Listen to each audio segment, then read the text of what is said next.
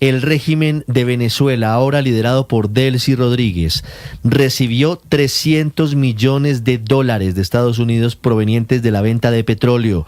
Están cambiando muy rápidamente algunas cosas en Venezuela, otras no tanto. Siguen la represión, siguen los presos políticos, pero también se promueven cambios estructurales desde el Parlamento, desde la Asamblea, con nuevas leyes, incluso nueva ley de hidrocarburos que se anuncia y nueva ley electoral. Desde Caracas, Santiago Martínez. Hola, sí, Ricardo, buen día nuevamente. Mira, fue la propia Delcy Rodríguez, la presidenta encargada, quien confirmó el ingreso de $500 millones por venta de crudo a Estados Unidos. De esos 500 ya están acá en el país, en los bancos venezolanos 300, y se espera que en algunos días 200 más. Este ingreso de dinero ya tuvo su primer efecto y es la reducción en la brecha cambiaria. Te lo explico rápidamente. Ante la falta de dólares del último año y medio, el llamado mercado negro paralelo comenzó a desplazarse mucho más rápido que el oficial, y la diferencia entre ambas tasas llegó a ser hasta de 200%. Sin embargo, hoy es de menos de 20% y eso pues estabiliza un poco la economía. Se espera, o anunciaba además el gobierno, que este dinero, 300 millones en un principio, por venta de petróleo, también se traduzca en mejorar ingresos a los trabajadores. Recordemos que desde marzo de 2022 se mantiene el mismo salario mínimo legal, que hoy equivale a $0,40, es decir, menos de medio dólar. Este dinero entró a través del Banco Central de Venezuela, quien lo distribuye a la banca nacional privada, en específico a los 5 bancos más grandes, que a su vez venden las divisas a las empresas privadas para sectores prioritarios. Y a pesar de que el Banco Central de Venezuela tiene sanciones vigentes por parte del Tesoro norteamericano, para este ingreso entendemos que se usó un mecanismo especial de licencia y control implementado por Estados Unidos. Pero así lo confirmaba Delcy Rodríguez. Escuchemos. Producto de la venta del petróleo, y han ingresado, de los primeros 500 millones, han ingresado 300 millones. Esos recursos irán para cubrir y financiar el ingreso de nuestros trabajadores y de nuestras trabajadoras, proteger el poder adquisitivo de los trabajadores y las trabajadoras de Venezuela, protegerlo de la inflación, protegerlo del impacto negativo de los vaivenes en el mercado cambiario. Esta venta de petróleo, Ricardo, es la primera en más de 8 años sin descuento, pues en 2017, cuando iniciaron las sanciones a PDVSA y al petróleo como tal, pues Venezuela se vio obligada a mirar otros mercados y negociar con descuento. Y todo esto, repito, como parte de esta nueva relación con Estados Unidos, que también viene con modificaciones de leyes en el Parlamento, un paquete completo discutido ayer en la llamada comisión consultiva, que es donde se reúnen los jefes de las bancadas parlamentarias. Eso tampoco se veía desde hacía muchos años allí en el Poder Legislativo. Allí Jorge Rodríguez, presidente de la Asamblea Nacional, pues como dijo, nos mencionó varias leyes, entre esas las hidrocarburos, para permitir y garantizar inversiones en el sector petrolero. Esto obviamente para que regresen las empresas norteamericanas y europeas. En total son 29 leyes, de las cuales 12 son iniciativas del Ejecutivo Nacional y 17 son iniciativas de las comisiones permanentes de la Asamblea Nacional. Trabajo tenemos para tirar para el techo del Capitolio. Trabajo para tirar para el techo, decía el presidente del Parlamento Jorge Rodríguez. Según también decía él, hacen falta un nuevo código penal. También hablaba de leyes en el Código Social, Código de Democracia Directa, Poder Comunal, Protección Integral de la Familia y otro de protección del ambiente. En lo que parece, Ricardo, como te decía más temprano, un nuevo gobierno acá en Venezuela. Ricardo. Santiago, gracias. 6:49. Se agrava la crisis ferroviaria en España. Nuevo accidente en Cataluña dejó un muerto y más de 30 heridos, mientras se conocen las conversaciones del maquinista del tren que se accidentó en Córdoba, un accidente mucho más grave que deja 42 muertos.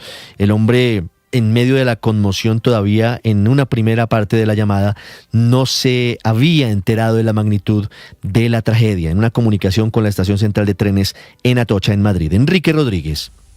Enseguida escucharemos esa conversación, pero antes reseñemos lo que ha pasado en las últimas horas en Cataluña. Han sido 2 descarrilamientos, pero uno de ellos ha provocado, como decía, graves consecuencias. 37 heridos, 5 de ellos graves, y sobre todo la muerte de un maquinista en prácticas originario de la provincia de Sevilla y que tenía 27 años. Ha fallecido como consecuencia de la caída de un muro sobre la máquina del tren en la que se encontraba citación para incorporarse como maquinista titular en la compañía pública nacional en Renfe. Ese es el balance de esta madrugada, que deja además hoy un caos ferroviario en Cataluña. El servicio ha quedado completamente suspendido y hay 400.000 usuarios que no han podido alcanzar hoy sus trenes. Anoche el gobierno nacional publicó un borrador de decreto con el cual se busca repatriar una parte de los recursos que hoy están invertidos en el exterior por los fondos privados de pensiones. Es decir, según este borrador publicado, que en 2031 cada uno de los 4 fondos de pensión privados que hoy operan en Colombia deben tener invertido en el exterior máximo el 30% de los ahorros y el 70% deberá estar en el mercado colombiano. Esto implicaría que deben traer al país al menos un 20% más porque actualmente la fórmula es del 50-50. Durante la Comisión Nacional de Seguimiento Electoral, la Registraduría Nacional presentó el formato de la tarjeta para las consultas presidenciales del próximo 8 de marzo. Se confirmó que habrá una sola para todas las consultas, la del Pacto Amplio, la Gran Consulta, y el formato contempla una tercera que podrían conformar la exalcaldesa Claudia López, el exministro del Interior Juan Fernando Cristo y Sergio Fajardo. En ese documento los ciudadanos deberán marcar una única opción, pues hacerlo en más de una casilla anulará el voto. Habla el presidente del CNE, Cristian Quirós. Porque es la primera vez en la historia que vamos a tener en una misma tarjeta las dos consultas. Lo que necesitamos es que las personas tengan la posibilidad de tener claro cómo se va a hacer ese proceso. La preocupación mía es el tiempo de capacitación que tenemos para poder llegarle a todo el pueblo colombiano, que sepa que van a poder participar, pero la pedagogía de cómo se va a marcar es fundamental para que no haya muchos votos nulos y no válidos.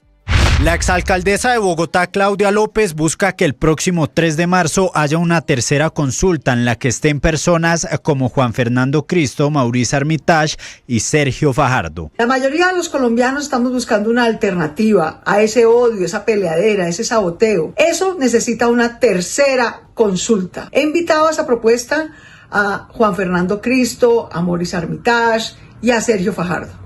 Personas todas que hemos gobernado con decencia, sin corrupción y logrando los resultados que nos propusimos para la gente. Espero que Sergio cambie de opinión y acepte venir a esta consulta. Pero en todo caso creo que debemos hacer la consulta con él o sin él. Armitage fue el primero en cerrar la posibilidad de entrar a esta consulta.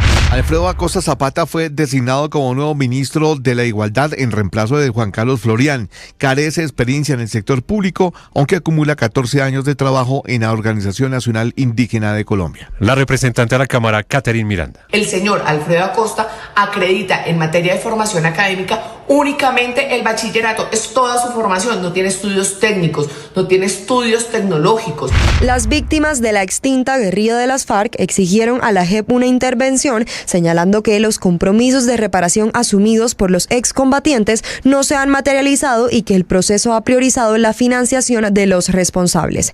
El general en retiro, Luis Mendieta Ovalle. Las víctimas desde el tiempo del presidente Santos y durante toda la institucionalidad y la implementación del proceso de paz, las que causaron los integrantes de la FARC, han sido las que se les ha vulnerado todos los derechos y no se les ha tenido en cuenta en esos temas de verdad, justicia, reparación y garantías de no repetición.